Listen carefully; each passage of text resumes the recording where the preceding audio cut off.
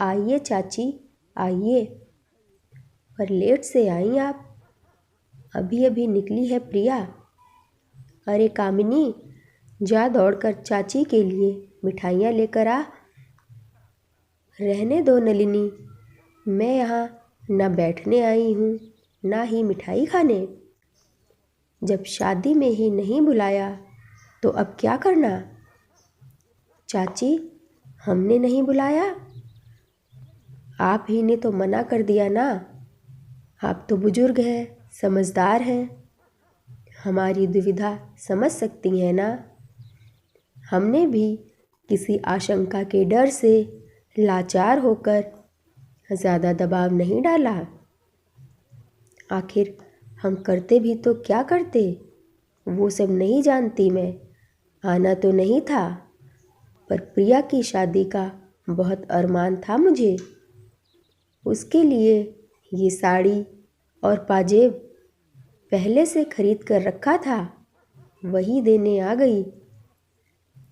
आपके तोहफे सर आँखों पर चाची, पर अंदर तो आइए। दरवाजे पर ही खड़ी रहेंगी क्या। मैं अंदर नहीं आऊँगी, बहुत दुखी हूँ मैं। देखना, जिस तरह उन लोगों ने मेरी बेटी का मायका छुड़वाया ना, तुम्हारी बेटी का भी छुड़वा देंगे। हाथ का पैकेट वहीं दरवाजे के पास रखते हुए वृद्धा बोली।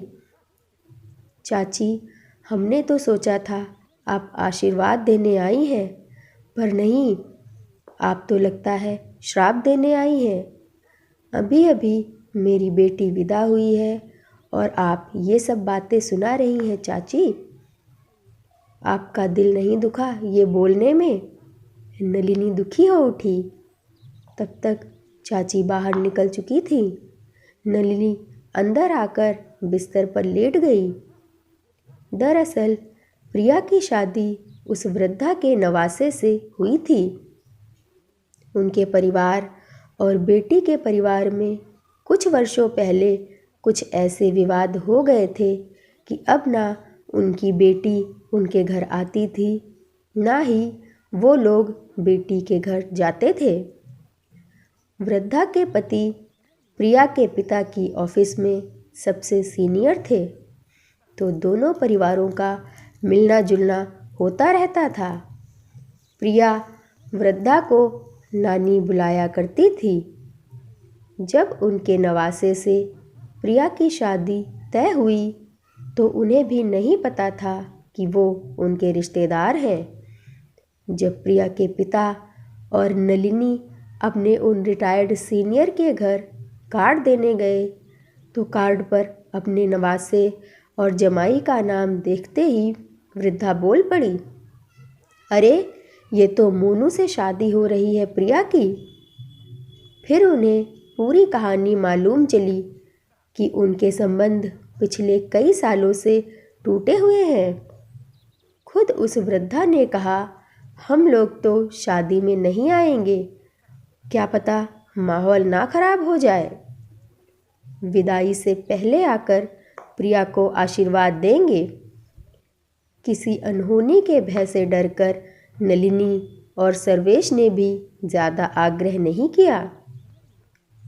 शादी का दूसरा ही दिन था जब प्रिया विदा हुई और चाची ने आकर ये सब किया। विदाई के समय का अफसोस कि चाची प्रिया से नहीं मिल पाई खुशी में बदल गया। चाची का ये अनदेखा भयावह रूप देखकर घटना तो बीत गई, पर नलिनी के मन में घूम फिरकर वही बात आती रहती। चाची की भी 3 बेटियां हैं, प्रिया तो उसकी इकलौती बेटी है। वो छूट गई तो कैसे जिएंगे वो और सर्वेश जी। पग फेरों की रस्म के लिए आई प्रिया बहुत खुश नज़र आ रही थी। दामाद आशीष भी काफ़ी हंसमुख थे और नलिनी और सर्वेश जी से बिल्कुल बेटों की तरह हंस बोल रहे थे, मजाक कर रहे थे। प्रियांशु और उसके दोस्तों के साथ क्रिकेट खेल रहे थे। घरेलू मदद करने वाली कामिनी को भी दीदी दीदी कर रहे थे। ये सब देखकर अंदर से घबराए नलिनी और सर्वेश जी को काफ़ी सुकून मिल रहा था। पर प्रिया की नज़रों से माँ की मायूसी छुपी नहीं थी। एक दो बार पूछने पर भी नलिनी टाल गई तो प्रिया ने सर्वेश जी से पूछा, लाडली बेटी से कितनी देर छुपा पाते वो ये सब?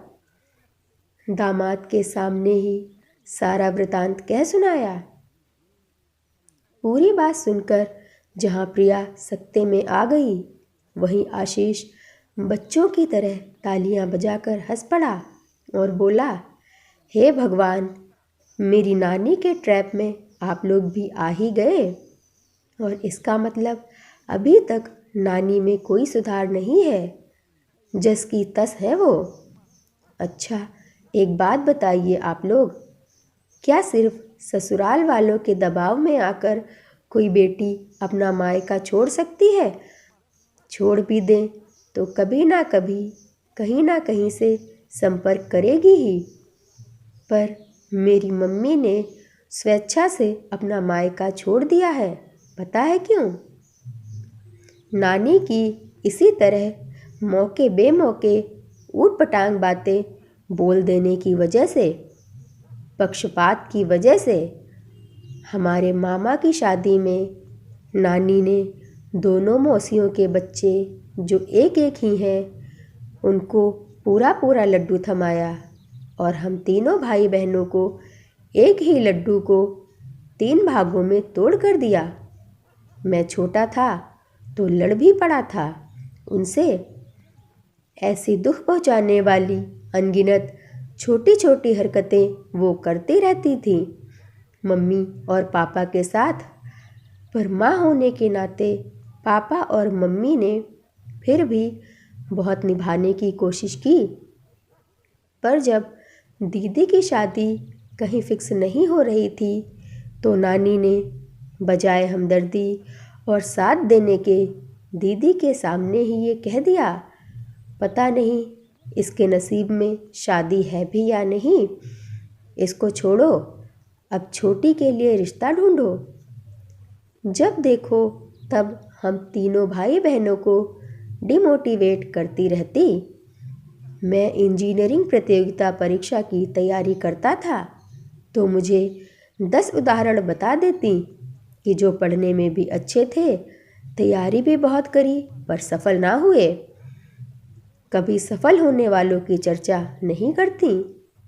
उनकी इसी नकारात्मक सोच और विचारधारा को देखते हुए मम्मी पापा ने खुद तक तो बर्दाश्त कर लिया, पर जब बात बच्चों पर आई तो उन्होंने दूरी बढ़ानी शुरू कर दी और धीरे धीरे अलग ही हो गए।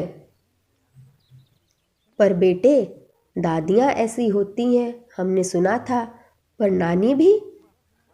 नलिनी ने हैरानी से पूछा। हमने भोगा है मम्मी जी, आपको पता है, चाणक्य ने भी अपनी नीतियों में बताया है कि माँ बाप का सदा सम्मान करना चाहिए, पर अगर वो दुष्ट या स्वार्थी हो जाएं तो उन्हें छोड़ देना चाहिए। जैसे हमारे शरीर का कोई अंग खराब हो जाए तो हम उसे निकाल देते हैं ना, उसी तरह संबंध बचाने की बहुत कोशिशों के बाद भी मेरी नानी ने मम्मी पापा को मजबूर कर दिया। तो क्या करते आखिर? उन्होंने आपके साथ भी वही किया तो आप लोग समझ सकते हैं ऐसी बातों से कितना दिल दुखता है।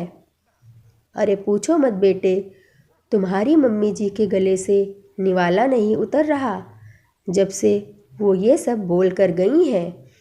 मैं इन्हें इतना समझा रहा हूँ, पर मम्मी जी, चलिए मुझ पर ना सही, आपको अपनी बेटी पर तो भरोसा होगा ना, उसे दी गई परवरिश और संस्कार पर तो यकीन होगा ना। मैं आपको यकीन दिलाता हूँ, यकीन क्यों, वादा करता हूँ कि आप दोनों के बीच मैं या मेरा परिवार कभी नहीं आएंगे। आप बिल्कुल उदास ना हो। आशीष ने करीब आकर नलिनी का हाथ पकड़कर थोड़ा भावुक होते हुए कहा, ना बेटा ना, ईश्वर ना करे कभी बीच में किसी के आने की नौबत आए।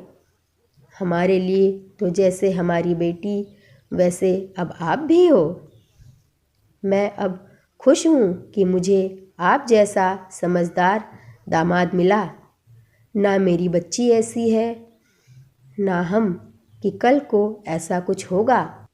और मुझे पता है आप हो ना, सब संभाल लोगे। बिल्कुल, रिश्ते तभी निभते हैं जब दोनों पक्ष एक तरह से निभाएं। जहाँ शोषण, बुरा व्यवहार या नकारात्मकता होगी, उन रिश्तों में विद्रोह तय है।